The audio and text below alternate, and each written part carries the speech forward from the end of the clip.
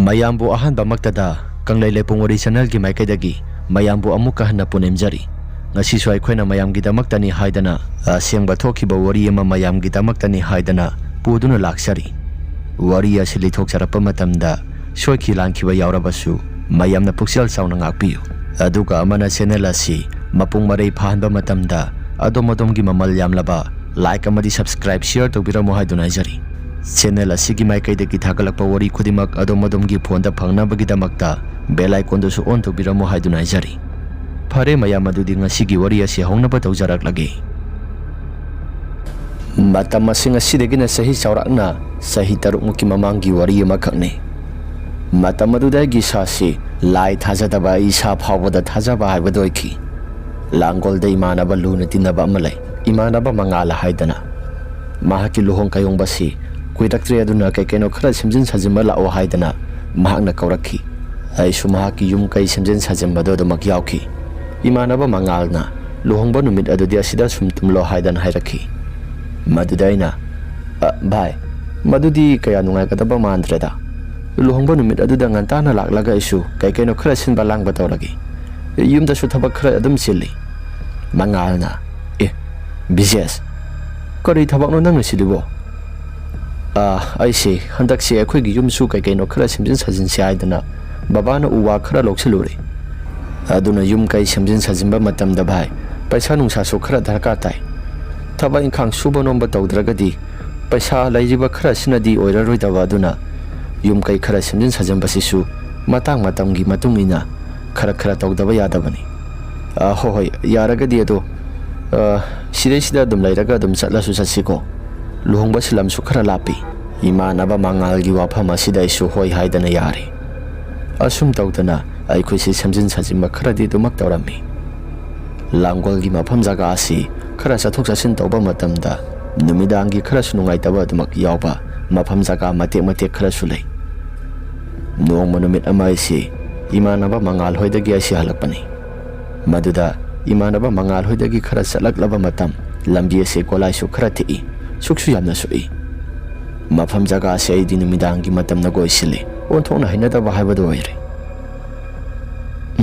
ithanta naga lakli mafam jaga ase ai di onthona tankreda adubu satabadi adabani asi hairaga isu adumak lai asum tawdana kolai gi mafam jaga ado khara theklaba matam maduda nupi amai gi imang asida satlauna mami sami oina gari gi helai mamang asida mami sami oina isi ukibagum tawi gari gi break adu satphai madugi matam maduda isi gari no hadana muna yengbada kanagumba mata suba phangde kainoda kanagumba mata suba phangde aduga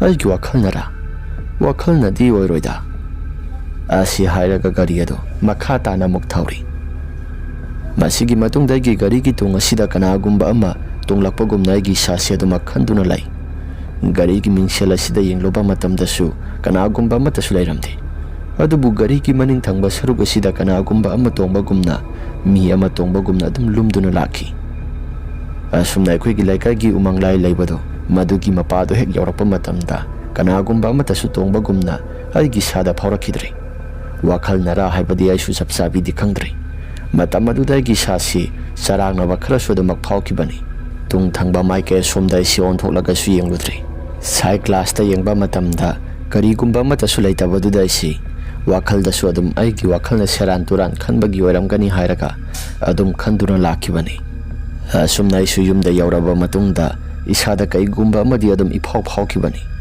maya silai thoktuna yengloba matamda karigumba mata su lairamdaba duda aisu wakhalda kaikumba mata khanba tawda dumak changlai yumanungda heksang baga imana sumnai rai ibunga nangbu thengna halakpase kharadi to oba ima mangaloi ge luhongbado ma gi luhongbado su mamana wasinga su kaya thoina mata laitaba aduna ikhoi khara chatragadi ma mathanta honabado su nongai ti haidana aise tawbanida hoine ma mathanta bo honaraba su yum sida su thaba inkhang khara su lairi nayamba si su luhongada basu handak chahi manung asida luhonggadori bani aduna mangal ge luhongbado su yaudaba yaba nati magi thabak adu su khara du maksalu ai khoi gi thabak asi su khara tawsi ai su hoi haidana yare ꯆꯥꯛ ꯆꯥꯅ ꯆꯥꯅ ꯑꯩꯅ ꯏꯃꯥꯗ ꯑꯁꯨꯝꯅ ꯍꯥꯏꯔꯝꯃꯤ, ꯏꯃꯥ, ꯁꯤꯒꯤ ꯍꯜꯂꯛꯄꯒꯤ ꯂꯥꯡꯒꯣꯜꯒꯤ ꯀꯥꯏꯋꯥꯏ ꯍꯥꯏꯗꯨꯅꯣ ꯁꯤꯒꯤ ꯒꯣꯂꯥꯏ ꯊꯦꯛꯁꯤꯟꯐꯝ ꯖꯒꯥ ꯑꯃ ꯂꯩꯕꯗꯣ, ꯃꯗꯨꯒꯤ ꯃꯐꯝ ꯖꯒꯥꯗꯣ ꯈꯔꯁꯨ ꯁꯨꯏ. ꯑꯗꯣ ꯃꯗꯨꯒꯤ ꯖꯒꯥꯗꯣ ꯑꯩ ꯉꯁꯥꯏ ꯀꯔꯤꯒꯨꯝꯕ ꯑꯃ ꯃꯗꯨꯒꯤ ꯃꯐꯝ ꯖꯒꯥꯗꯣ ꯂꯥꯜꯂꯒ ꯂꯥꯛꯄ ꯃꯇꯝꯗ ꯏꯁꯥꯗ ꯀꯔꯤꯒꯨꯝꯕ ꯑꯃꯗꯤ ꯏꯇꯧ ꯇꯧꯏ. ꯏꯃꯥꯅꯁꯨ, ꯅꯪꯒꯤ ꯋꯥꯈꯜꯗ ꯈꯟꯕꯒꯤ ꯑꯣꯏꯔꯝꯒꯅꯤꯗ, ꯀꯩꯁꯨ ꯊꯣꯏꯗꯣꯛꯄꯗꯤ ꯇꯧꯗꯕꯅꯤ. ꯈꯪꯗꯦ, ꯑꯩꯈꯣꯏꯒꯤ ꯂꯩꯀꯥꯏꯒꯤ ꯎꯃꯪꯂꯥꯏ ꯂꯩꯔꯤꯕꯁꯤ ꯃꯁꯤꯒꯤ ꯃꯐꯝ ꯖꯒꯥꯁꯤ ꯍꯦꯛ ꯌꯧꯔꯛꯄꯒ ꯀꯩꯁꯨ ꯊꯣꯏꯗꯣꯛꯄ ꯑꯃꯠꯇꯗꯤ ꯇꯧꯈꯤꯗ꯭ꯔꯦ. ꯉꯁꯥꯏꯒꯤꯗꯨꯕꯨ ꯑꯩꯒꯤ ꯋꯥꯈꯜꯅ ꯑꯣꯏꯔꯤꯕ꯭ꯔꯥ ꯅꯠꯇ꯭ꯔꯒꯅ ꯀꯔꯤꯅꯣ? ꯑꯁꯤ ꯍꯥꯏꯔꯒ ꯑꯩꯁꯤ ꯏꯃꯥꯗ ꯀꯩꯅꯣ ꯈꯔ ꯍꯥꯏꯔꯝꯃꯤ. ꯃꯗꯨꯗ ꯏꯃꯥꯅ ꯋꯥ ꯃꯈꯥ ꯇꯥꯅ, ꯏꯕꯨꯡꯉꯣ, ꯅꯪꯒꯤ ꯋꯥꯈꯜꯅ ꯈꯟꯕꯒꯤ ꯑꯣꯏꯔꯝꯒꯅꯤꯗ. ꯐꯔꯦꯁꯦ, ꯋꯥꯈꯜꯗꯣ ꯀꯥ ꯍꯦꯟꯅꯁꯨ ꯈꯟꯖꯤꯜꯂꯨꯔꯅꯨ ꯌꯥꯔꯦ. ꯑꯩꯁꯨ ꯋꯥꯈꯜꯗ ꯖꯥꯠ ꯌꯥꯝꯅ ꯈꯜꯂꯤ. ꯃꯇꯨꯡ ꯇꯥꯔꯛꯄꯗ ꯏꯃꯥꯟꯅꯕ ꯃꯉꯥꯜ ꯍꯣꯏꯗ ꯆꯠꯄ ꯃꯇꯝꯗ ꯐꯖꯅ ꯍꯪꯂꯒꯦ ꯍꯥꯏꯗꯅ ꯑꯩꯁꯤ ꯋꯥꯈꯜꯗ ꯈꯜꯂꯤ. ꯑꯁꯨꯝ ꯇꯧꯗꯅ ꯅꯨꯃꯤꯠ ꯅꯤꯅꯤ ꯍꯨꯝꯅꯤ ꯂꯩꯔꯕ ꯃꯇꯨꯡ 이만아바 망알나 실링 찬시 ꯅꯪ ꯂꯥꯛꯑꯣ ꯍꯥꯏꯗꯅ ꯍꯥꯏꯔꯛꯂꯤ. ꯑꯩꯁꯨ ꯍꯣꯏ ꯍꯥꯏꯗꯅ ꯑꯗꯨꯃꯛ ꯄ꯭ꯔꯞ ꯆꯠꯂꯤ. ꯃꯁꯤꯒꯤ ꯃꯇꯨꯡꯗꯁꯨ ꯏꯃꯥꯟꯅꯕ ꯃꯉꯥꯜꯗ ꯑꯩꯉꯣꯟꯗ ꯊꯣꯛꯈꯤꯕ ꯊꯧꯗꯣꯛ ꯃꯌꯥꯝꯁꯤꯡ ꯑꯗꯨ ꯂꯣꯏꯅ ꯍꯥꯏꯔꯦ. ꯃꯗꯨꯗ ꯏꯃꯥꯟꯅꯕ ꯃꯉꯥꯜꯅ ꯃꯃꯥ ꯍꯣꯏꯅ ꯊꯦꯡꯅꯗꯕꯒꯤ ꯁꯣꯏꯔꯝꯕ ꯌꯥꯏ.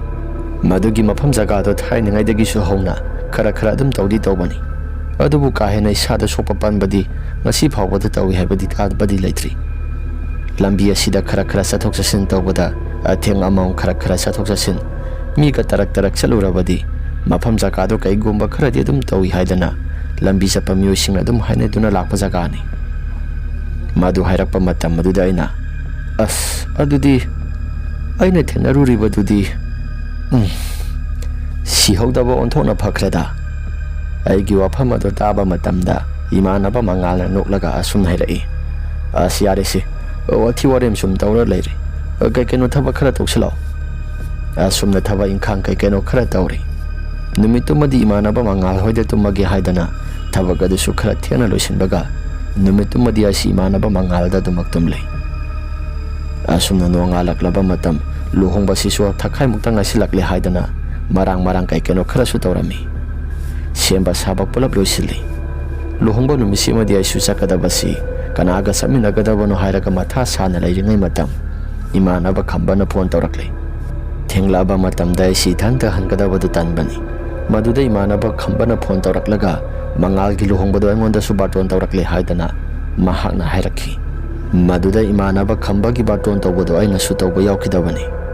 ꯑꯗꯨꯕꯨ ꯕꯥꯔꯇꯣꯟ ꯇꯧꯔꯤꯕꯗꯨꯗꯤ ꯋꯥꯆꯞꯇ ꯑꯣꯏꯅ ꯀꯥꯞꯄꯒ ꯇꯧꯔꯛꯂꯦ ꯍꯥꯏꯗꯅ 이만아바 ꯈꯝꯕꯅ ꯍꯥꯏꯔꯛꯈꯤ.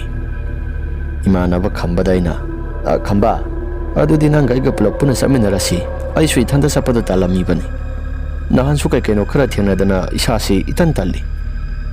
ꯑꯩꯁꯨ ꯏꯃꯥꯟꯅꯕ ꯈꯝꯕꯗ ꯋꯥꯔꯤꯁꯤꯡ ꯑꯗꯨ ꯂꯣꯏꯅ ꯇꯝꯂꯤ. ꯃꯗꯨꯗ ꯈꯝꯕꯅ ꯑꯁꯨꯝꯅꯁꯨ ꯍꯥꯏꯔꯛꯈꯤ. ꯐꯔꯦꯁꯦ, ꯑꯗꯨꯗꯤ ꯑꯩꯁꯨ ꯏꯊꯟꯇ ꯆꯠꯄꯗꯣ ꯌꯥꯝꯅ ꯇꯜꯂꯝꯃꯤ. ꯅꯪꯒ ꯃꯉꯥꯜꯒ ꯌꯥꯝꯅ ꯂꯨꯅ ꯇꯤꯟꯅꯕꯗꯨꯗ ꯄꯨꯂꯞ ꯄꯨꯟꯅ ꯆꯠꯃꯤꯟꯅꯁꯦ ꯍꯥꯏꯗꯅ ꯑꯩꯁꯨ ꯅꯉꯣꯟꯗ ꯐꯣꯟ ꯇꯧꯔꯛꯏꯕꯁꯤꯅꯤ. ꯑꯁꯤ ꯍꯥꯏꯔꯒ ꯏꯃꯥꯟꯅꯕ ꯈꯝꯕꯒ ꯑꯩꯒꯁꯤ ꯋꯥꯔꯤ ꯋꯥꯇꯥꯏ ꯈꯔꯁꯨ ꯁꯥꯟꯅꯔꯤ. ꯑꯁꯨꯝ ꯇꯧꯗꯅ ꯂꯨꯍꯣꯡꯕ ꯅꯨꯃꯤꯠ ꯑꯗꯨ ꯌꯧꯁꯤꯜꯂꯛꯂꯤ. ꯂꯨꯍꯣꯡꯕ ꯅꯨꯃꯤꯠꯇꯨꯃꯗꯤ ꯑꯩꯈꯣꯏꯁꯤ ꯑꯌꯨꯛ ꯉꯟꯇꯥꯅ ꯑꯥꯗ ꯌꯧꯔꯤ. ꯏꯃꯥꯟꯅꯕ ꯃꯉꯥꯜ ꯍꯣꯏꯗ ꯁꯤꯟꯕ ꯂꯥꯡꯕ ꯀꯩꯅꯣ ꯈꯔ ꯇꯧꯔꯒ ꯑꯩꯈꯣꯏꯁꯤ ꯅꯨꯡꯊꯤꯜꯒꯤ ꯃꯇꯝ ꯌꯧꯁꯤꯜꯂꯛꯄꯗ ꯆꯠꯅꯕ ꯍꯥꯏꯗꯅ ꯇꯧꯔꯝꯃꯤ. ꯅꯨꯄꯤ ꯃꯌꯨꯝ ꯑꯁꯤꯁꯨ ꯂꯥꯞꯄꯤ. ꯂꯨꯍꯣꯡꯕꯁꯤꯁꯨ ꯑꯁꯨꯛꯀꯤ ꯃꯇꯤꯛ ꯌꯥꯝꯅ ꯐꯖꯩ. ꯅꯤꯡꯊꯝ ꯊꯥꯒꯤ ꯃꯇꯝꯅꯒ ꯑꯣꯏꯁꯤꯜꯂꯤ. ꯂꯨꯍꯣꯡꯕ ꯄꯨꯡꯂꯣꯏ ꯂꯣꯏꯕꯗ ꯂꯝꯅꯒ ꯈꯔ ꯂꯥꯞꯄꯅꯤ. ꯄꯨꯡ ꯑꯗꯨꯁꯨ ꯌꯨꯝꯗ ꯌꯧꯔꯛꯄ ꯃꯇꯝ, ꯍꯥꯏꯕꯗꯤ ꯃꯉꯥꯜ ꯍꯣꯏꯒꯤ ꯌꯨꯝꯗ ꯌꯧꯕ ꯃꯇꯝꯗ ꯄꯨꯡ 9 ꯇꯥꯔꯦ. ꯑꯩꯈꯣꯏꯁꯨ ꯏꯃꯥꯟꯅꯕꯁꯤꯡꯒ ꯊꯛꯄꯤ ꯆꯥꯕꯤ ꯇꯧꯔꯤꯉꯩ ꯃꯇꯝꯗ ꯃꯇꯝ ꯑꯁꯤꯁꯨ ꯖꯔ ꯆꯠꯈꯤꯕ ꯈꯪꯍꯧꯗꯦ. ꯍꯥꯟꯅ ꯑꯩꯈꯣꯏꯒ ꯀ꯭ꯂꯥꯁ ꯃꯥꯟꯅꯔꯛꯄ ꯏꯃꯥꯟꯅꯕ ꯈꯔꯁꯨ ꯑꯗꯨꯃꯛ ꯄꯨꯜꯂꯤ. ꯑꯗꯨꯅ ꯀꯨꯏꯅ ꯄꯨꯜꯂꯨꯗ꯭ꯔꯕ ꯏꯃꯥꯟꯅꯕꯁꯤꯡ ꯄꯨꯟꯕ ꯐꯪꯕ ꯃꯇꯝ ꯑꯗꯨꯗ ꯑꯩꯈꯣꯏꯁꯦ ꯑꯗꯨꯛꯀꯤ ꯃꯇꯤꯛ ꯌꯥꯝꯅ ꯅꯨꯡꯉꯥꯏꯔꯝꯃꯤ. ꯅꯨꯃꯤꯠꯇꯨꯃꯗꯤ ꯑꯩꯁꯤ ꯌꯨꯁꯨ ꯀꯌꯥ ꯊꯣꯏꯅ ꯄꯥꯏꯕ ꯑꯣꯏꯗꯦ. ꯌꯨ ꯒ꯭ꯂꯥꯁ ꯑꯃꯅꯤꯈꯛ ꯄꯥꯏꯔꯒ ꯑꯗꯨꯃꯛ ꯇꯣꯛꯂꯤ. ꯏꯃꯥꯟꯅꯕ ꯈꯝꯕꯁꯨ ꯌꯨ ꯒ꯭ꯂꯥꯁ ꯀꯌꯥ ꯍꯦꯟꯅ ꯊꯣꯏꯗꯣꯛꯅ ꯊꯛꯄ ꯑꯣꯏꯗꯦ. ꯑꯗꯨꯕꯨ ꯑꯁꯨꯝ ꯇꯧꯗꯅ ꯂꯩꯔꯤꯉꯩ ꯃꯇꯝꯗ ꯄꯨꯡ ꯑꯗꯨꯁꯨ ꯐꯥꯒꯤꯗꯒꯤ ꯄꯨꯡ 11:30 ꯇꯥꯁꯤꯜꯂꯛꯂꯤ. ꯏꯃꯥꯟꯅꯕ ꯃꯉꯥꯜꯅ ꯆꯥꯛꯆꯥ ꯇꯣꯛꯂꯒ ꯆꯠꯂꯨ ꯍꯥꯏꯕꯅꯤ. ꯑꯗꯨꯕꯨ ꯂꯝ ꯑꯁꯤ ꯈꯔ ꯂꯥꯞꯄ ꯃꯔꯝꯅ ꯑꯩꯁꯨ ꯌꯨꯝꯗ ꯍꯜꯂꯒꯦ ꯍꯥꯏꯗꯅ ꯍꯜꯂꯛꯂꯤ. 이만아바 ꯈꯝꯕꯁꯤꯁꯨ ꯃꯁꯥꯁꯤ ꯄꯥꯛꯅꯁꯨ ꯊꯛꯇꯕꯅꯤꯅ ꯃꯍꯥꯛꯁꯨ ꯌꯨꯝꯗ ꯍꯟꯅꯕ ꯇꯧꯔꯁꯤ ꯍꯥꯏꯗꯅ ꯍꯥꯏꯔꯛꯈꯤ. ꯑꯁꯨꯝ ꯇꯧꯗꯅ ꯃꯉꯥꯜꯒꯤ ꯂꯨꯍꯣꯡꯕꯗꯣ ꯄꯨꯡ 11:30 ꯇꯥꯁꯤꯜꯂꯛꯄ ꯃꯗꯨꯒꯤ ꯃꯇꯝꯗ ꯑꯩꯈꯣꯏꯁꯤ ꯒꯥꯔꯤ ꯊꯧꯗꯣꯛꯄ ꯍꯧꯔꯛꯂꯤ.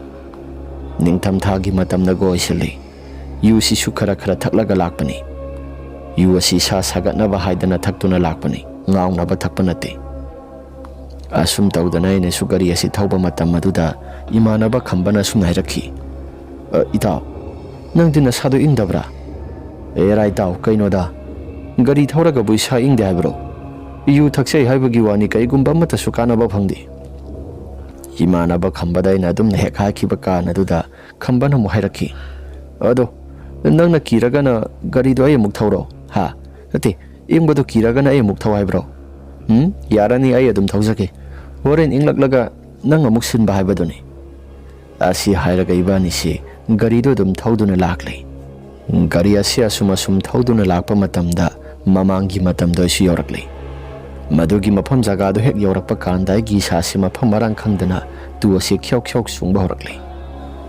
ꯑꯁꯨꯝꯅ ꯂꯩꯔꯤꯉꯩ ꯃꯇꯝ ꯑꯗꯨꯗ ꯑꯩꯒꯤ ꯏꯁꯥꯁꯤ ꯃꯐꯝ ꯃꯔꯥꯡ ꯈꯪꯗꯅ ꯅꯥꯛꯌꯦꯛ ꯑꯁꯤ ꯌꯦꯡꯗꯅ ꯑꯩꯁꯤ ꯊꯧꯕ ꯍꯧꯔꯛꯂꯤ ꯑꯩꯒꯤ ꯃꯇꯧ ꯑꯗꯨꯗ ꯏꯃꯥꯟꯅꯕ ꯈꯝꯕꯅ ꯕꯤꯖꯦꯁ ꯅꯪꯕꯨ ꯅꯁꯥꯗꯣ ꯀꯩꯗꯧꯔꯒꯦ ꯍꯥ ꯑꯩ ꯀꯩꯁꯨ ꯇꯧꯗꯦꯗ ꯀꯩꯗꯧꯔꯒꯦ ꯑꯩꯕꯨ ꯒꯥꯔꯤ ꯊꯧꯕꯗ ꯅꯥꯀꯜ ꯅꯥꯀꯜꯗ ꯌꯦꯡꯂꯒ ꯊꯧꯔꯤꯕꯗꯣ ꯀꯩꯒꯨꯝꯕ ꯑꯃ ꯏꯇꯧ ꯇꯧꯕ ꯃꯥꯟꯕ ꯀꯩꯁꯨ ꯊꯣꯏꯗꯣꯛꯄ ꯇꯧꯗꯦꯗ ꯚꯥꯏ ꯑꯁꯤ ꯍꯥꯏꯔꯒ ꯑꯩꯁꯤ ꯒꯥꯔꯤꯗꯣ ꯃꯈꯥ ताना ꯑꯗꯨꯃꯛ ꯊꯧꯔꯝꯃꯤ ꯉꯥꯏꯍꯥꯛꯇꯪꯒꯤ ꯃꯇꯨꯡꯗ ꯑꯩꯁꯨ ꯒꯥꯔꯤ ꯑꯁꯤ ꯊꯧꯕ ꯌꯥꯕ ꯊꯧꯔꯕ ꯃꯇꯨꯡ ꯒꯥꯔꯤꯒꯤ ꯇꯌꯥꯔ ꯑꯁꯤ ꯄꯣꯛ ꯂꯥꯎꯅ ꯍꯦꯛꯇ ꯀꯥꯏꯕꯒꯨꯝꯅ ꯃꯈꯣꯜ ꯈꯔ ꯇꯥꯕ ꯍꯧꯔꯛꯂꯤ ꯇꯥꯟꯖꯥꯗꯨꯗ ꯑꯩꯅ ꯒꯥꯔꯤ ꯑꯁꯤ ꯈꯥꯝꯂꯤ ꯑꯗꯨꯒ ꯆꯤꯜꯗꯁꯨ ꯑꯁꯨꯝꯅ ꯁꯣꯜꯂꯤ ꯑꯁ ꯇꯥꯟꯖꯥꯁꯤꯗ ꯃꯐꯝ ꯖꯒꯥ ꯑꯁꯤ ꯃꯁꯤꯒꯤ ꯖꯒꯥꯁꯤꯗ ꯅꯠꯇ꯭ꯔꯒꯗꯤ ꯏꯌꯥ ꯌꯥꯗ꯭ꯔꯕ ꯖꯥꯠꯂꯥ ꯑꯣꯟꯊꯣꯛꯅꯁꯨ ꯇꯟꯈ꯭ꯔꯦꯗ ꯑꯁꯤ ꯍꯥꯏꯔꯒ ꯋꯥꯈꯜꯗꯁꯨ ꯈꯜꯂꯤ ꯃꯈꯥꯗ ꯍꯦꯛ ꯀꯨꯝꯊꯗꯨꯅ ꯌꯦꯡꯕ ꯃꯇꯝꯗ ꯑꯉꯛꯄꯒꯤ ꯃꯇꯧꯅꯤ ꯒꯥꯔꯤꯒꯤ ꯇꯌꯥꯔ ꯑꯁꯤ ꯄꯝꯆꯔ ꯑꯣꯏꯕ꯭ꯔꯥ ꯍꯥꯏꯗꯨꯅ ꯈꯜꯂꯨꯕꯅꯤ ꯑꯗꯨꯕꯨ ꯀꯩꯁꯨ ꯊꯣꯏꯗꯣꯛꯄ ꯑꯃꯠꯇ ꯇꯧꯔꯝꯗꯦ ꯏꯃꯥꯟꯅꯕ ꯈꯝꯕꯅ ꯍꯧꯖꯤꯛꯇ ꯇꯌꯥꯔ ꯑꯁꯤ ꯄꯣꯛꯈꯥꯏꯈꯤꯕꯒꯤ ꯃꯈꯣꯜ ꯑꯃ ꯇꯥꯕ ꯇꯥꯏꯅꯦ ꯑꯗꯨꯕꯨ ꯀꯩꯁꯨ ꯊꯣꯏꯗꯣꯛꯄ ꯑꯃꯠꯇ ꯇꯧꯔꯝꯗꯦ ꯀꯃꯥꯏꯅ ꯇꯧꯔꯤꯅꯣ ꯁꯤꯕꯨ ꯏꯃꯥꯟꯅꯕ ꯈꯝꯕꯒꯤ ꯋꯥꯐꯝ ꯑꯗꯨꯗ ꯑꯩꯅ ꯈꯝꯕ ꯃꯐꯝ ꯖꯒꯥꯁꯦ ꯈꯔ ꯊꯨꯅ ꯊꯧꯔꯒ ꯆꯠꯂꯁꯤ ꯑꯁꯤ ꯍꯥꯏꯔꯒ ꯒꯥꯔꯤ ꯑꯁꯤ ꯁ꯭ꯇꯥꯔꯠ ꯍꯧꯔꯒ ꯑꯃꯨꯛ ꯌꯦꯡꯉꯤ ꯑꯗꯨꯕꯨ ꯁ꯭ꯇꯥꯔꯠ ꯑꯁꯤ ꯍꯧ ꯍꯥꯏꯕ ꯄꯥꯛꯅ ꯌꯥꯈꯤꯗ꯭ꯔꯤ ꯑꯁꯨꯝꯅ ꯂꯩꯔꯤꯉꯩ ꯃꯇꯝ ꯑꯗꯨꯗ ꯈꯝꯕꯁꯨ ꯃꯍꯥꯛꯀꯤ ꯃꯁꯥꯁꯤ ꯇꯨꯡꯂꯩ ꯂꯩꯗꯅ ꯄꯨꯡꯌꯦꯡꯗ ꯌꯦꯡꯕ ꯍꯧꯔꯛꯂꯤ ꯑꯩꯅ ꯀꯩꯗꯧꯔꯒꯦ ꯍꯥꯏꯗꯨꯅ ꯍꯪꯂꯨꯕꯗ ꯈꯝꯕꯗꯤ ꯃꯁꯥꯁꯤ ꯀꯩꯁꯨ ꯊꯣꯏꯗꯣꯛꯄ ꯇꯧꯗꯦ ꯍꯥꯏꯗꯅ ꯍꯥꯏꯔꯛꯈꯤ ꯑꯁꯨꯝꯅ ꯂꯩꯔꯤꯉꯩ ꯃꯇꯝ ꯏꯕꯥꯅꯤꯒꯤ ꯁꯥꯁꯤꯗ ꯑꯁꯥꯕ ꯅꯨꯡꯁꯤꯠ ꯂꯨꯝꯕꯨ ꯂꯨꯝꯕꯨ ꯁꯥꯕ ꯑꯃ ꯍꯨꯝꯕ ꯍꯧꯔꯛꯂꯤ ꯇꯥꯟꯖꯥꯗꯨꯗ ꯑꯩꯁꯨ ꯋꯥꯈꯜꯗ ꯖꯥꯠ ꯌꯥꯝꯅ ꯈꯜꯂꯛꯂꯤ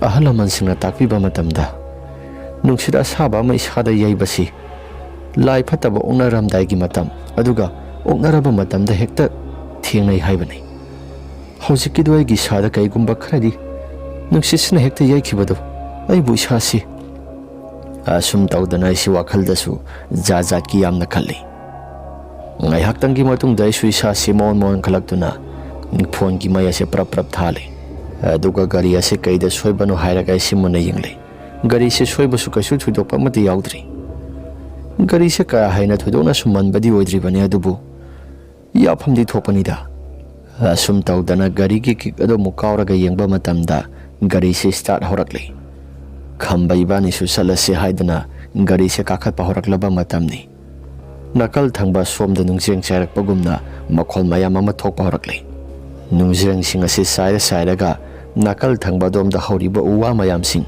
ꯍꯧꯔꯤꯕ ꯅꯥꯄꯤ ꯁꯤꯡꯅꯥꯡ ꯃꯌꯥꯝꯁꯤꯡ ꯑꯗꯣ ꯄ꯭ꯔꯣꯛ ꯊꯦꯛꯂꯒ ꯀꯅꯥꯒꯨꯝꯕ ꯑꯃꯅ ꯆꯠꯄꯒꯨꯝꯅ ꯃꯈꯣꯜ ꯈꯔ ꯇꯥꯕ ꯍꯧꯔꯛꯂꯤ ꯃꯈꯣꯜꯁꯤꯡ ꯑꯗꯣ ꯇꯥꯕ ꯃꯇꯝꯗ ꯑꯩꯒꯤ ꯏꯁꯥꯁꯤ ꯈꯪꯄ꯭ꯔꯦꯛ ꯈꯪꯏ ꯏꯃꯥꯟꯅꯕ ꯈꯝꯕꯅꯁꯨ ꯀꯔꯤꯅꯣ ꯍꯥꯏꯗꯅ ꯌꯦꯡꯕ ꯃꯇꯝꯗ ꯃꯨꯁꯤꯟꯃꯨꯕ ꯀꯔꯤꯅꯣ ꯈꯪꯗꯕ ꯑꯃ ꯂꯦꯞꯄꯒ ꯂꯩꯔꯝꯃꯤ ꯍꯥꯏ ꯈꯝꯕꯅꯁꯨ ꯃꯁꯥꯁꯤ ꯌꯥꯝꯅ ꯄꯥꯈꯠꯅ ꯕꯤꯖꯦꯁ ꯊꯧꯔꯣ ꯒꯥꯔꯤꯁꯦ ꯈꯔ ꯊꯨꯅ ꯊꯧꯔꯣ ꯑꯩꯁꯨ ꯀꯔꯤꯅꯣ ꯍꯥꯏꯗꯅ ꯍꯪꯉꯤ ꯃꯗꯨꯗ ꯏꯃꯥꯟꯅꯕ ꯈꯝꯕꯅ ꯇꯨ ꯑꯥꯗ ꯂꯩꯔꯤꯁꯤ ꯀꯔꯤꯅꯣ ꯑꯁꯤ ꯍꯥꯏꯅ ꯌꯦꯡꯈꯠꯂꯨꯕ ꯃꯇꯝꯗ ꯆꯤꯡ ꯊꯪꯕ ꯁꯔꯨꯛ ꯑꯗꯣꯝꯗ ꯀꯅꯥꯒꯨꯝꯕ ꯅꯨꯄꯤ ꯑꯃꯒꯤ ꯃꯤꯇꯝꯒꯨꯝꯅ ꯃꯃꯤ ꯁꯥꯃꯤ ꯑꯣꯏꯅ ꯃꯣꯡꯁꯣꯡ ꯃꯔꯛ ꯑꯗꯨꯗ ꯂꯩꯔꯤꯕꯗꯣ ꯑꯩꯁꯨ ꯍꯥꯏꯐꯦꯠ ꯎꯊꯣꯛꯎꯔꯤ ꯃꯗꯨ ꯎꯕ ꯃꯇꯝꯗ ꯑꯩꯒꯤ ꯏꯁꯥꯁꯤ ꯄꯪꯀꯤꯗ ꯀꯤꯔꯛꯂꯤ ꯃꯣꯡꯁꯣꯡ ꯃꯔꯛ ꯑꯗꯨꯗ ꯅꯨꯄꯤ ꯑꯃ ꯂꯦꯞꯇꯨꯅ ꯂꯩꯔꯤꯕꯗꯣ ꯃꯁꯥ ꯑꯣꯏꯅ ꯗꯥꯏꯔꯦꯛ ꯎꯕ ꯅꯠꯇꯦ ꯃꯃꯤ ꯁꯥꯃꯤ ꯑꯣꯏꯅ ꯀꯅꯥꯒꯨꯝꯕ ꯅꯨꯄꯤ ꯑꯃꯒꯤ ꯃꯤꯇꯝꯒꯨꯝꯅ ꯂꯩꯔꯤꯕꯗꯣ ꯑꯩꯁꯨ ꯃꯌꯦꯛ ꯁꯦꯡꯅ ꯎꯔꯛꯄꯅꯤ ꯏꯁꯥꯁꯦ ꯄꯥꯈꯠꯄ ꯊꯨꯀꯠꯄ ꯍꯦꯃꯟꯗꯅ ꯒꯥꯔꯤ ꯑꯁꯤ ꯄ꯭ꯔꯞ ꯊꯧꯗꯨꯅ ꯂꯥꯛꯄꯗ ꯏꯃꯥꯟꯅꯕ ꯈꯝꯕꯅ ꯁꯨꯝ ꯍꯥꯏꯔꯛꯏ ꯉꯥꯏꯈꯣꯅꯤ ꯅꯪꯕꯨ ꯒꯥꯔꯤꯁꯦ ꯈꯔꯁꯨ ꯇꯞꯅ ꯊꯧ ꯏꯁꯥꯁꯤ ꯏꯪꯕꯅꯁꯨ ꯌꯥꯗ꯭ꯔꯦ ꯑꯁꯤ ꯍꯥꯏꯔꯒ ꯏꯃꯥꯟꯅꯕ ꯈꯝꯕꯅ ꯀꯩ ꯀꯩꯅꯣ ꯈꯔ ꯍꯥꯏꯔꯛꯄꯗ ꯑꯩꯁꯤ ꯒꯥꯔꯤꯗꯨ ꯑꯃꯨꯛ ꯈꯔ ꯇꯞꯊꯅ ꯊꯧꯏ ꯏꯇꯥꯎ ꯉꯁꯥꯏꯒꯤꯗꯣ ꯑꯁꯦꯡꯕꯃꯛꯀꯤ ꯅꯨꯄꯤꯔꯥ ꯅꯠꯇ꯭ꯔꯒꯅ ꯀꯔꯤꯅꯣ ꯑꯁꯤ ꯍꯥꯏꯅ ꯍꯪꯕꯗ ꯏꯃꯥꯟꯅꯕ ꯈꯝꯕꯅ ꯑꯩꯁꯨ ꯈꯪꯗꯦ ꯉꯁꯥꯏꯒꯤꯗꯣ ꯅꯨꯄꯤꯁꯨ ꯃꯥꯜꯂꯤ ꯑꯗꯨꯒ ꯀꯔꯤꯅꯣ ꯑꯁꯨꯝꯅ ꯋꯥꯔꯤ ꯋꯥꯇꯥꯏ ꯁꯥꯟꯅꯗꯨꯅ ꯊꯧꯔꯤꯉꯩ ꯃꯇꯝꯗ ꯑꯩꯈꯣꯏꯒꯤ ꯒꯥꯔꯤꯒꯤ ꯃꯅꯤꯡ ꯊꯪꯕ ꯁꯔꯨꯛ ꯍꯥꯏꯕꯗꯤ ꯏꯃꯥꯟꯅꯕ ꯈꯝꯕꯒꯤꯃꯅꯤꯡ ꯑꯁꯤꯗ ꯀꯅꯥꯒꯨꯝꯕ ꯑꯃꯅ ꯒꯥꯔꯤ ꯑꯁꯤ ꯆꯠꯄ ꯌꯥꯔꯣꯏ ꯅꯪ ꯆꯠꯈꯤꯕ ꯌꯥꯔꯣꯏ ꯍꯥꯏꯕꯒꯤ ꯃꯇꯥꯒꯨꯝꯅ ꯒꯥꯔꯤ ꯑꯁꯤ ꯐꯥꯕꯒꯨꯝꯅ ꯒꯥꯔꯤꯁꯤ ꯈꯔꯁꯨ ꯇꯞꯊꯔꯛꯈꯤ ꯃꯇꯧꯗꯨꯗ ꯑꯩꯒꯤ ꯏꯁꯥꯁꯤꯁꯨ ꯉꯛꯄꯅ ꯈꯝ ꯊꯦꯡꯂꯦ ꯏꯃꯥꯟꯅꯕ ꯈꯝꯕꯅ ꯀꯩꯅꯣ ꯇꯨꯡ ꯊꯪꯕ ꯁꯔꯨꯛ ꯑꯁꯤꯗ ꯒꯥꯔꯤꯁꯤ ꯀꯩꯒꯨꯝꯕ ꯑꯃꯅ ꯏꯐꯥ ꯐꯥꯕꯒꯨꯝ ꯇꯧꯏꯗ ꯑꯁꯤ ꯍꯥꯏꯅ ꯈꯝꯕꯅ ꯂꯩꯊꯣꯛꯇꯨꯅ ꯍꯦꯛ ꯌꯦꯡꯂꯨꯕ ꯃꯇꯝꯗ ꯀꯅꯥꯒꯨꯝꯕ ꯑꯃꯅ ꯃꯃꯤ ꯁꯥꯃꯤ ꯇꯨꯡ ꯊꯪꯕ ꯁꯔꯨꯛ ꯑꯗꯣꯝꯗ ꯌꯥꯜꯂꯤꯕꯗꯨ ꯃꯍꯥꯛꯁꯨ ꯍꯥꯏꯐꯦꯠ ꯎꯊꯣꯛꯎꯔꯕꯖꯥꯠꯅꯤ ꯃꯗꯨꯗ ꯈꯝꯕꯁꯨ ꯃꯁꯥꯁꯤ ꯌꯥꯝꯅ ꯀꯟꯅ ꯂꯥꯎꯔꯛꯂꯕ ꯃꯇꯨꯡ ꯑꯩꯒꯤ ꯏꯁꯥꯗ ꯈꯅꯛ ꯅꯛꯁꯤꯜꯂꯛꯂꯦ ꯑꯩꯁꯨ ꯒꯥꯔꯤꯁꯦ ꯈꯔ ꯀꯟꯅ ꯊꯧꯔꯒ ꯂꯥꯛꯂꯕ ꯃꯇꯝ ꯑꯗꯨꯗ ꯇꯨꯡ ꯊꯪꯕ ꯁꯔꯨꯛ ꯑꯁꯤꯗ ꯕ꯭ꯔꯦꯛ ꯂꯥꯏꯠꯅ ꯊꯥꯜꯂꯤꯕꯗꯨ ꯃꯗꯨꯗ ꯀꯅꯥꯒꯨꯝꯕ ꯑꯃ ꯃꯃꯤ ꯁꯥꯃꯤ ꯑꯣꯏꯅ ꯎꯐꯨꯜꯂꯣꯏ ꯀꯩꯕꯣꯏ ꯇꯧꯔꯒ ꯇꯥꯟꯅꯔꯛꯄꯗꯣ ꯑꯩꯁꯨ ꯃꯃꯤ ꯁꯥꯃꯤ ꯑꯣꯏꯅ ꯁꯥꯏꯠ ꯒ꯭ꯂꯥꯁꯇ ꯎꯔꯦ ꯏꯃꯥꯟꯅꯕ ꯈꯝꯕ ꯏꯕꯥꯅꯤꯁꯤ ꯒꯥꯔꯤꯗꯣ ꯈꯔ ꯌꯥꯡꯅ ꯊꯧꯔꯛꯂꯕ ꯃꯇꯝ ꯑꯗꯨꯗ ꯏꯕꯥꯅꯤꯁꯦ ꯀꯩꯒꯨꯝꯕ ꯑꯃꯁꯨ ꯏꯇꯧ ꯇꯧꯔꯦ ꯂꯝꯕꯤ ꯑꯁꯤ ꯀꯗꯥꯏꯗ ꯆꯠꯂꯤꯕꯅꯣ ꯍꯥꯏꯗꯅ ꯃꯐꯝ ꯃꯔꯥꯡ ꯈꯪꯗꯅ ꯒꯥꯔꯤ ꯑꯁꯤ ꯄꯨꯡꯊꯧꯗ ꯊꯧꯕꯒꯤ ꯃꯇꯧꯒꯨꯝꯅ ꯇꯧꯈꯠꯂꯛꯂꯦ ꯈꯝꯕꯗ ꯑꯩꯅ ꯈꯝꯕ ꯑꯩꯈꯣꯏꯅ ꯉꯁꯥꯏ ꯆꯠꯈꯤꯕ ꯂꯝꯕꯤꯗꯣ ꯀꯗꯥꯏꯗꯅꯣ ꯂꯝꯕꯤꯒ ꯂꯣꯏꯅ ꯃꯥꯡꯈ꯭ꯔꯦ ꯈꯝꯕꯁꯨ ꯃꯗꯨꯒꯤ ꯋꯥꯐꯝ ꯑꯗꯨꯗ ꯃꯍꯥꯛꯅ ꯀꯩꯗꯧꯔꯒꯦ ꯍꯥꯏꯗꯅ ꯂꯝꯕꯤꯗꯣ ꯑꯃꯨꯛ ꯌꯦꯡꯉꯤ ꯈꯝꯕꯅ ꯀꯩꯅꯣ ꯅꯪꯅ ꯉꯁꯥꯏꯗꯒꯤ ꯊꯧꯔꯤꯕ ꯂꯝꯕꯤꯁꯦ ꯀꯗꯥꯏꯗꯅꯣ ꯏꯇꯥꯎ ꯑꯩꯗꯤ ꯉꯁꯥꯏ ꯃꯈꯩ ꯑꯩꯈꯣꯏꯒꯤ ꯂꯝꯕꯤꯅꯤ ꯍꯥꯏꯗꯅ ꯊꯧꯔꯤꯕꯁꯤꯗꯤ ꯀꯥꯏꯋꯥꯏꯗꯅꯣ ꯑꯩꯅ ꯊꯧꯔꯤꯁꯤ ꯑꯁꯤ ꯍꯥꯏꯔꯒ ꯏꯕꯥꯅꯤꯁꯤ ꯑꯗꯨꯝ ꯄꯨꯡꯊꯧꯗ ꯊꯧꯔꯒ ꯌꯦꯡꯂꯝꯃꯤ ꯉꯥꯏꯍꯥꯛꯇꯪꯒꯤ ꯃꯇꯨꯡꯗ ꯒꯥꯔꯤ ꯑꯁꯤ ꯑꯆꯨꯝꯕ ꯂꯝꯕꯤꯗ ꯑꯃꯨꯛ ꯇꯥꯔꯛꯂꯦ ꯇꯁꯦꯡꯅ ꯅꯨꯃꯤꯠꯇꯨꯃ ꯑꯩꯈꯣꯏꯅ ꯊꯧꯔꯤꯕ ꯂꯝꯕꯤꯗꯣ ꯀꯔꯝꯕ ꯂꯝꯕꯤꯅꯣ ꯒ꯭ꯌꯥꯟ ꯃꯦꯟ ꯑꯃꯠꯇ ꯍꯦꯛ ꯇꯥꯗꯕꯅꯤ ꯑꯁꯨꯝꯅ ꯂꯩꯔꯤꯉꯩ ꯃꯇꯝ ꯑꯗꯨꯗ ꯈꯝꯕꯅ ꯍꯥꯏꯕ ꯃꯇꯝꯗ ꯃꯍꯥꯛꯀꯤ ꯅꯥꯀꯜ ꯑꯗꯨꯗ ꯅꯨꯄꯤ ꯑꯃ ꯑꯗꯨꯝ ꯏꯟꯅꯔꯛꯏ ꯍꯥꯏ ꯒꯥꯔꯤ ꯊꯧꯔꯤꯕ ꯑꯩꯉꯣꯟꯗ ꯃꯍꯥꯛꯅ ꯒꯥꯔꯤ ꯑꯁꯤ ꯈꯔ ꯌꯥꯡꯅ ꯊꯧ ꯍꯥꯏꯗꯅ ꯏꯃꯥꯟꯅꯕ ꯈꯝꯕꯅ ꯍꯥꯏꯔꯛꯈꯤ ꯃꯍꯥꯛꯀꯤ ꯅꯥꯀꯣꯡꯗꯁꯨ ꯅꯨꯄꯤ ꯑꯃꯅ murum ꯁꯣꯟꯕꯒꯤ ꯃꯈꯣꯜ ꯑꯁꯤ ꯑꯗꯨꯝ ꯂꯦꯞꯄ ꯂꯩꯇꯅ ꯇꯥꯔꯛꯏ ꯍꯥꯏ ꯃꯇꯝꯗꯨꯃꯗꯤ ꯑꯩꯁꯤ ꯀꯩꯒꯨꯝꯕ ꯑꯃꯠꯇꯁꯨ ꯇꯥꯗ꯭ꯔꯦ ꯍꯥꯏꯕꯗꯤ ꯅꯨꯄꯤ ꯑꯃꯅ murum ꯁꯣꯟꯕꯒꯤ ꯈꯣꯟꯖꯦꯜ ꯑꯁꯤ ꯈꯝꯕ ꯈꯛꯇ ꯇꯥꯕ ꯑꯣꯏꯔꯝꯃꯤ ꯑꯩꯗꯤ ꯀꯩꯒꯨꯝꯕ ꯑꯃꯠꯇꯁꯨ ꯇꯥꯈꯤꯗ꯭ꯔꯦ ꯑꯁꯨꯝ ꯇꯧꯗꯅ ꯏꯕꯥꯅꯤꯁꯤ ꯋꯥꯔꯁꯨ ꯋꯥꯅ ꯌꯨꯝꯗ ꯌꯧꯔꯦ murum ꯁꯣꯟꯕꯒꯤ ꯈꯣꯟꯖꯦꯜ ꯁꯨꯔꯨ ꯅꯩꯕꯒꯤ ꯈꯣꯟꯖꯦꯜ ꯑꯁꯤ ꯈꯝꯕꯅ ꯇꯨꯡꯗ ꯇꯣꯡꯕꯅꯤꯅ ꯃꯍꯥꯛꯀꯤ ꯇꯨꯡ ꯊꯪꯕ ꯁꯔꯨꯛ ꯑꯁꯤꯗ ꯑꯗꯨꯝ ꯇꯥꯗꯨꯅ ꯂꯥꯛꯏ ꯍꯥꯏ ꯈꯝꯕꯁꯨ ꯃꯌꯨꯝꯗ ꯊꯤꯟꯖꯤꯜꯂꯝꯂꯦ ꯑꯁꯨꯝꯅ ꯑꯩꯁꯤ ꯌꯨꯝꯗ ꯍꯜꯂꯛꯂꯒꯦ ꯍꯥꯏꯗꯅ ꯌꯨꯝ ꯃꯥꯏꯀꯩ ꯄꯥꯡꯅ ꯑꯗꯨꯝ ꯂꯥꯛꯄꯅꯤ ꯈꯝꯕꯒ ꯑꯩꯈꯣꯏꯒꯁꯦ ꯀꯥ ꯍꯦꯟꯅ ꯊꯣꯏꯗꯣꯛꯅ ꯂꯥꯞꯅꯕꯗꯤ ꯑꯣꯏꯗꯦ ꯃꯈꯣꯏꯅ ꯈꯨꯟꯌꯥꯏꯗꯅꯤ ꯑꯩꯈꯣꯏꯅ ꯈꯨꯟꯖꯤꯟꯗꯅꯤ ꯑꯁꯨꯝꯅ ꯑꯩꯁꯤ ꯌꯨꯝꯗ ꯂꯥꯛꯄ ꯃꯇꯝ ꯑꯗꯨꯗ ꯊꯣꯡꯒꯥꯜꯗ ꯆꯪꯒꯦ ꯍꯥꯏꯗꯅ ꯍꯦꯛ ꯇꯧꯕ ꯃꯇꯝꯗ ꯊꯣꯡꯒꯥꯜ ꯑꯁꯤꯗ ꯀꯅꯥꯒꯨꯝꯕ ꯅꯨꯄꯤ ꯑꯃ ꯃꯃꯤ ꯁꯥꯃꯤ ꯑꯣꯏꯅ ꯑꯩꯈꯣꯏꯒꯤ ꯁꯝꯕꯜ ꯃꯄꯥ ꯑꯁꯤꯗ ꯂꯦꯞꯄꯒ ꯂꯩꯔꯝꯃꯤ ꯃꯇꯧꯗꯨꯗ ꯑꯩꯒꯤ ꯏꯁꯥꯁꯤꯁꯨ ꯈꯪꯄ꯭ꯔꯦꯛ ꯈꯪꯂꯦ ꯑꯩꯒꯤ ꯒꯥꯔꯤ ꯑꯁꯤꯅ ꯈꯔ ꯅꯛꯁꯤꯜꯂꯛꯂꯕ ꯃꯇꯝꯗ ꯅꯨꯄꯤꯗꯣ ꯑꯃꯨꯛ ꯂꯩꯔꯝꯗ꯭ꯔꯦ ꯀꯔꯤꯅꯣꯗ ꯉꯁꯥꯏ ꯃꯈꯩꯗꯒꯤ ꯇꯧꯔꯤꯕ ꯊꯧꯗꯣꯛ ꯃꯌꯥꯝꯁꯤꯡ ꯑꯁꯤ ꯑꯩꯒꯤ ꯏꯁꯥꯗ ꯂꯣꯏꯅ ꯊꯦꯡꯅꯔꯤꯕꯅꯤ ꯑꯗꯨꯕꯨ ꯅꯍꯥꯟ ꯃꯈꯩꯒ ꯏꯃꯥꯟ ꯃꯥꯟꯅꯗꯕ ꯃꯇꯧ ꯑꯃꯗ ꯉꯁꯤꯒꯤ ꯅꯨꯃꯤꯠ ꯑꯁꯤ ꯀꯔꯤꯅꯣ ꯂꯝꯕꯤꯁꯨ ꯉꯥꯏꯍꯥꯛ ꯂꯝꯍꯥꯡꯅꯔꯨꯔꯦ ꯐꯔꯦ ꯑꯩꯁꯨ ꯈꯔ ꯊꯨꯅ ꯆꯪꯂꯒꯦ ꯑꯁꯤ ꯍꯥꯏꯔꯒ ꯑꯩꯁꯨ ꯒꯥꯔꯤꯗꯣ ꯑꯩꯈꯣꯏꯒꯤ ꯁꯪꯒꯣꯏꯗ ꯈꯥꯝꯂꯦ ꯒꯥꯔꯤꯗꯣ ꯍꯦꯛ ꯏꯟꯁꯤꯜꯂꯝꯂꯕ ꯃꯇꯨꯡꯗ ꯑꯩꯁꯨ ꯌꯨꯝꯗ ꯆꯪꯂꯒꯦ ꯍꯥꯏꯗꯅ ꯊꯣꯔꯛꯄꯗ ꯀꯣꯟꯊꯣꯡ ꯑꯁꯤꯗ ꯀꯅꯥꯒꯨꯝꯕ ꯑꯃ ꯂꯦꯞꯄꯒ ꯂꯩꯕꯒꯨꯝꯅ ꯑꯩꯒꯤ ꯏꯁꯥꯗ ꯁꯃꯤꯜ ꯈꯔ ꯐꯪꯂꯛꯄꯅꯤ ꯀꯣꯟꯊꯣꯡꯗ ꯃꯥꯏ ꯑꯁꯤ ꯂꯦꯞꯂꯒ ꯑꯩꯁꯤ ꯌꯦꯡꯂꯨꯕ ꯃꯇꯝꯗ ꯀꯅꯥꯒꯨꯝꯕ ꯅꯨꯄꯤ ꯑꯃ ꯂꯦꯞꯇꯨꯅ ꯂꯩꯕꯗꯣ ꯑꯩꯁꯨ उरꯛꯂꯦ ꯃꯗꯨꯒꯤ ꯃꯇꯝ ꯑꯗꯨꯗ ꯑꯩꯒꯤ ꯏꯁꯥꯁꯤ ꯈꯪꯄ꯭ꯔꯦꯛ ꯈꯪꯏ ꯑꯗꯨꯕꯨ ꯀꯤꯔꯤꯕ ꯄꯨꯝꯅꯃꯛꯁꯤꯡ ꯑꯁꯤ ꯐꯥꯖꯤꯜꯂꯕ ꯃꯇꯨꯡꯗ ꯌꯨꯝꯗ ꯄꯔꯞ ꯆꯪꯂꯛꯂꯦ ꯏꯃꯥꯗ ꯋꯥꯔꯤꯁꯤꯡ ꯑꯁꯤ ꯇꯝꯁꯤꯔꯥ ꯈꯜꯂꯤ ꯑꯗꯨꯕꯨ ꯌꯨ ꯊꯛꯆꯤꯜꯂꯒ ꯂꯥꯛꯂꯒ ꯅꯃꯤꯠꯇ ꯁꯦꯔꯥꯟ ꯇꯨꯔꯥꯟ ꯎꯕ ꯑꯣꯏꯔꯝꯒꯅꯤ ꯍꯥꯏꯔꯛꯀꯗ꯭ꯔꯥ ꯍꯥꯏꯔꯒ ꯑꯩꯁꯤ ꯋꯥ ꯂꯥꯟ ꯑꯃꯠꯇ ꯍꯦꯛ ꯉꯥꯡꯈꯤꯗ꯭ꯔꯦ ꯆꯥꯛꯁꯨ ꯆꯥꯗꯅ ꯑꯗꯨꯃꯛ ꯇꯨꯝꯕ ꯆꯪꯂꯦ ꯑꯗꯨꯕꯨ ꯑꯩꯒꯤ ꯏꯁꯥꯁꯤ ꯇꯨꯝꯊꯕꯁꯨ ꯑꯃꯠꯇ ꯌꯥꯔꯝꯗꯦ ꯇꯁꯦꯡꯅ ꯉꯁꯥꯏ ꯎꯈꯤꯕꯗꯣ ꯑꯁꯦꯡꯕꯃꯛꯀꯤ ꯎꯔꯤꯕ꯭ꯔꯥ ꯅꯠꯇ꯭ꯔꯒꯅ ꯀꯔꯤꯅꯣ ꯑꯩꯕꯨ ꯏꯁꯥꯁꯦ ꯄꯪꯀꯤꯗ ꯀꯤꯔꯦꯗ ꯐꯔꯦ ꯇꯨꯝꯊꯔꯒꯦ ꯑꯗꯨꯒ ꯊꯣꯛꯄ ꯑꯃ ꯂꯥꯛꯆꯔꯁꯅꯤꯗ ꯑꯁꯤ ꯍꯥꯏꯔꯒ ꯑꯩꯁꯤ ꯏꯁꯥꯁꯤ ꯎꯏꯔꯨꯝ ꯁꯥꯔꯨꯝ ꯇꯧꯊꯕ ꯍꯧꯔꯛꯂꯕ ꯃꯇꯝ ꯑꯗꯨꯗ ꯅꯨꯄꯤ ꯑꯃꯅ ꯑꯩꯒꯤ ꯃꯤꯡ ꯑꯁꯤ ꯄꯨꯡꯀꯧꯗ ꯀꯧꯔꯒ ꯃꯐꯝ ꯃꯔꯥꯡ ꯈꯪꯗꯅ ꯑꯩꯁꯤ Isasi nakong asina taba horakpani. Ahingki matam pung adusu saurakpa kaya tarage haiduna yenglubada pung 2:30 taramdai madugi matam oiduna leirami. Kainoda nupi amana aigi khonjel asi pungkauda kauribasi. Nupi kauriba khonjel asisu kadaiwaidagino haiba aisu amata khangdi. Asumna ai ithanta wakhalda khanduna leiringai matamda yumse mathanta hekta gap nomduna kaigumba khara tawrakli. Aigi wakhalda yuara harabra haiduna khaluri. Ish, kaya kan hekta na ibano. Asi hairaga wakhalda su khali.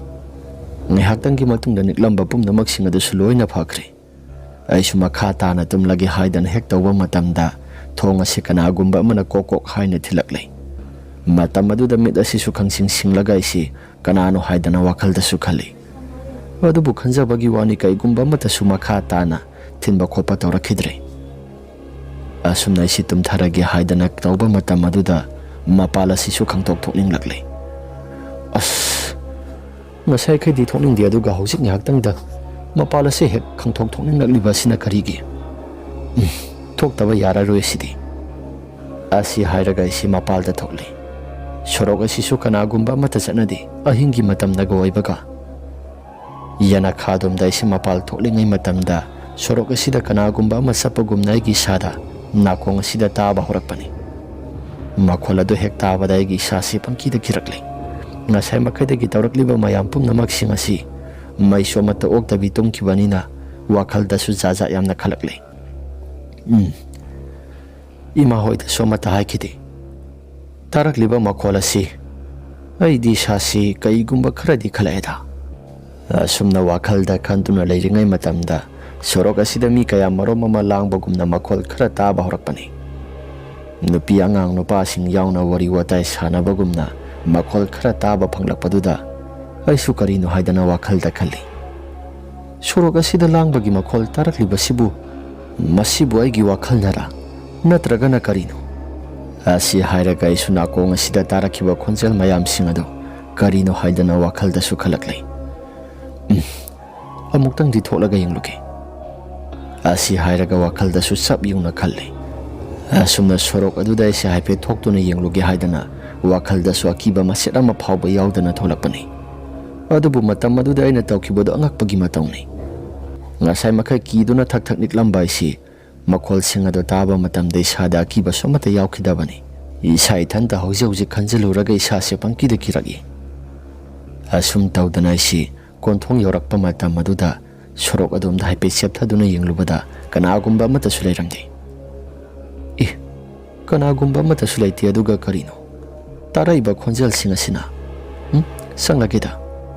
Asi haina sanglage hek tawba matam aduda thongkala sida kanagumba nupi ama musinmuba makai saptin hekta lepaga leirami.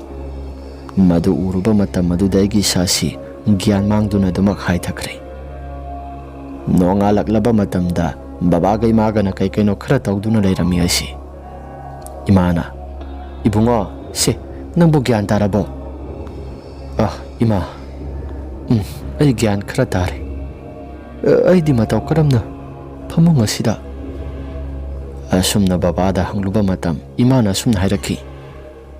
Khangdi ibungo nangdi ngarang asi thongsi haidok thanamlaga sungsang sanglakti aduda napaga aigana mapanda mungtang tholaga yengusi haidana napasu mapan thopa matam oibaga haipe yenglubada konthong asida kanagumba ama taduna leire haidana napaga aigana sangsilaga yenglubani. Nangsu mapanda thokiba mali thong asi ihai haidoktuna leirami haidana napaga aiga sangsilaga yenglubada nang oirami. Ima, aidi ngarang si kaigumba ama itawk daruri. Imada ngarang thokiba wari singado loina tamli. Luhongba halakpada thokiba thodok sing amadi ahingi matamda thokiba thodok singado aisu imada loina tamli. Maduda babana sumnairaki. Madugi mafam jaga ado thainingai matamdagi su hauna khara di adum tawdi tawbani. Sathok khodokpa matamda mai asengba ama pairaga sathokpana di phabani thengna mamna halakadaba oirabadi. Baba madugi mafam adu imanadi kasu thoidokpa amata tawdabani haidana aingonda tami.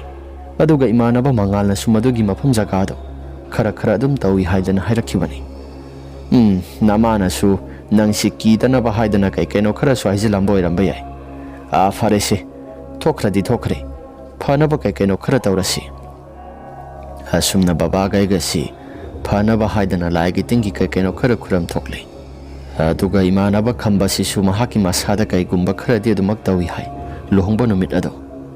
Ahing tumba sisu pakna yade hai. Konthong thangba saruga sida nupi amana khamba haidana na som pikna mahaki minga sedum kauduna lei hai. Adubu khambadi mapal thokpa kidana mapal thokti hai. Aduna mahakta kasu thoidokpa amatadi tawrakhidabani. Imanaba mangal da su phone tawraga thokhiba wari singa do loina tamle. Maduda imanaba mangalna. Nahan khaidi kasu thoidokpa amata tawdabani. Adubu noida tawribaduna kamai tawriba. Imanaba mangal da su aina khangdi nakhoi adai do khara su pharak taba mali haidana imanaba mangal da haiki mangal na su nahan makhai kasu thoidokpa amata tawdabani. Adubu nangonda tawraibadu kai gumba kharadi leire haidana mangal na hairaki. Asum tawdana silai gi tingi khuram thoklaba matungda makha ta na kasu thoidokpa amata tawrakhidre. Madugi lambi adu da zapa matamda khutta mai asengba ama pairaka adum satragadi sasi kithi kirom adum tawraga sathok sasin tawba matamdi sasi kaya hinade. Aduna matung manawdi isu ama mathing zapa matamda lambi da sathok sasin tawba da isu makhet ama adum paiduna satle. Mafam jaga si aina sapsabi haidok tabagi maramdi mafam jaga sida leiriba halaman singado madugi wari singado aina taraba matamda mafam asigi sapsabi mafam di hapiganu haidana haibirakpa maram naisi wari asi iba matamda isu kai kumba mata panjadrabani masigi damakta mayamna puksel sauna ngakpiyo. Wari asi matang asida loisinjari. Wari asi nungai birabadi like amadi subscribe share tobiramu haiduna haijari. Aduga amana adom-adom gi isada thokpa asengba wari sing laibiragadi aikhoina pithokjariba WhatsApp number asida thabiraknabani singjari. Phare mayam adudi ngasigidi matang asida loisinjaragi. Mathangi wari da muhna thengnarasi ima laibakna yai phare.